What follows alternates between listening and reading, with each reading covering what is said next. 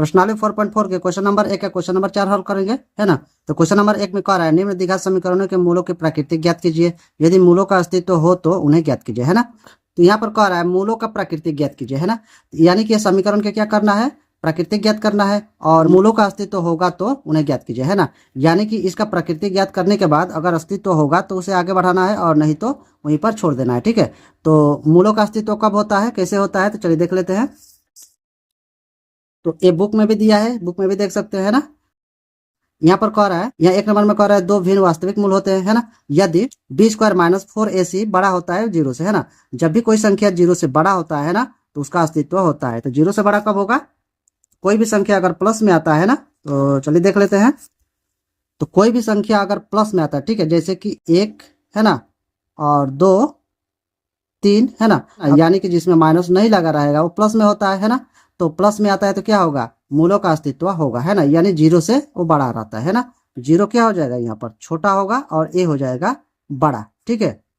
और 2 नंबर में कह रहा है दो बराबर मूल होते हैं, है ना। यानी कि जो यहाँ पर b² - 4ac का मान निकलेगा, है ना, उसका मान अगर 0 आ जाता है तो दोनों बराबर हो जाएगा, है ना। तो दोनों बराबर हो जाएगा तो क्या हो जाएगा, मूलों का अस्तित्व होगा, है ना। तो 3 नंबर में कह रहा है कोई वास्तविक मूल नहीं होते यदि b² - 4ac छोटा होता है 0 से, है ना। तो कोई भी संख्या 0 से छोटा कब होता है, तो यहाँ पर देखिए कोई भी संख्या अगर माइनस में आ जाता है ना, -1, 2, 50 या 100, है ना, कोई भी संख्या चाहे जितना भी बड़ा संख्या क्यों ना हो, अगर उसमें माइनस लगा हुआ है तो वो क्या हो जाएगा, 0 से छोटा हो जाता है, ठीक ना। तो यहाँ पर क्या हो जाएगा, 0 बड़ा हो जाएगा और ये सब संख्याएं क्या हो जाएगी, 0 से छोटा, है ना। तो इस कंडीशन में क्या होगा, मूलों का अस्तित्व नहीं होगा, है ना। तो चलिए क्वेश्चन को हल करते हैं। तो यहाँ पर लिखेंगे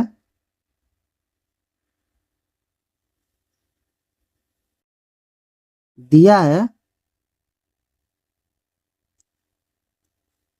द्विघात समीकरण, तो समीकरण जो दिया है उसे लिखेंगे 9x² - 6x + 1 बराबर 0, है ना। तो इसमें मानेंगे a, b और c, है ना। यहाँ पर a का मान क्या हो जाता है, x² का गुणांक हो जाता है ना। तो यहाँ पर x² का गुणांक क्या है, 9 है, तो 9 लिखेंगे। और b का मान क्या हो जाता है, x का गुणांक क्या है, यहाँ पर -6 है ना। और c का मान हो जाता है अचर पद, अचर पद क्या हो जाएगा, 1 हो जाएगा, है ना, यानी कि लास्ट वाला, है ना। यहाँ पर लिखेंगे इसलिए d बराबर फॉर्मूला होता है b² - 4ac, है ना।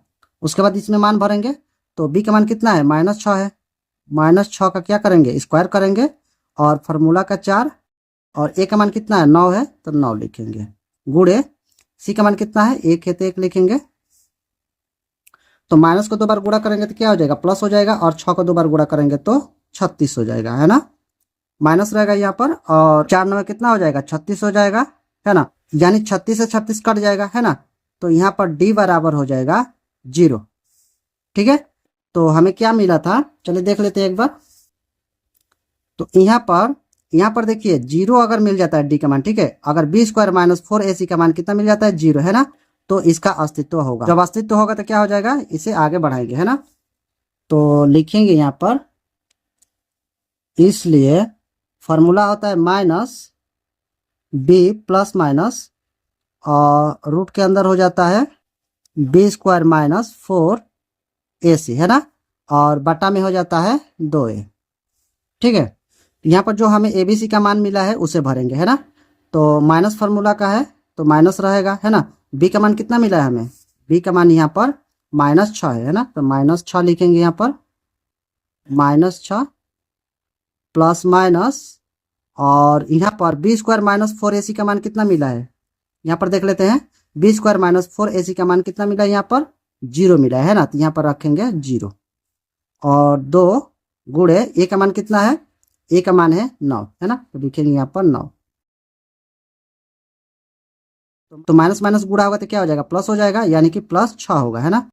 प्लस माइनस 0 को रूट में से निकालेंगे तो क्या होगा, 0 होगा, और नीचे हो जाएगा 9 दूना 18, और इसे काटेंगे तो कितना हो जाएगा, 36 18 हो जाएगा, है ना। तो यहाँ पर लिखेंगे, यहाँ पर 1 होगा, है ना, तो 1 प्लस माइनस, और यहाँ है 0, ठीक है, 0 लिखेंगे और नीचे लिखेंगे 3, ठीक है। इसे क्या करेंगे, दो भागों में लिखेंगे, है ना। तो दो भाग में लिख लेते हैं इसे। तो एक बार लिखेंगे प्लस में और एक बार लिखेंगे माइनस में, है ना। +0 और नीचे है 3, है ना। इधर लिख लेते हैं माइनस में एक बार, -0 और नीचे है 3। ठीक है। तो यहाँ पर देखिए, यहाँ पर कोई भी संख्या में 0 अगर माइनस प्लस होता है तो क्या हो जाता है, उतना ही होता है। यानी कि 1 में अगर 0 से प्लस करेंगे तो कितना होगा, 1 ही होगा और नीचे है 3, है ना। और इधर में 1 में से 0 घटेगा तो कितना होगा, 1 ही होगा। यानी इधर भी होगा 1/3। ठीक है। तो यहाँ लिखेंगे, इसलिए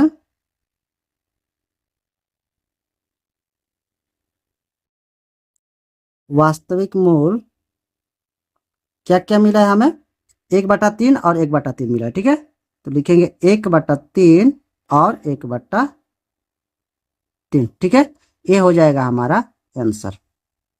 अगर वीडियो अच्छा लगा तो एक लाइक सब्सक्राइब करते जाएगा। और उससे पहले की वीडियो अगर आप लोग नहीं देखेंगे तो प्लेलिस्ट में वीडियो है, जाकर देख सकते थे। चलिए फिर मिलेंगे अगले वीडियो में।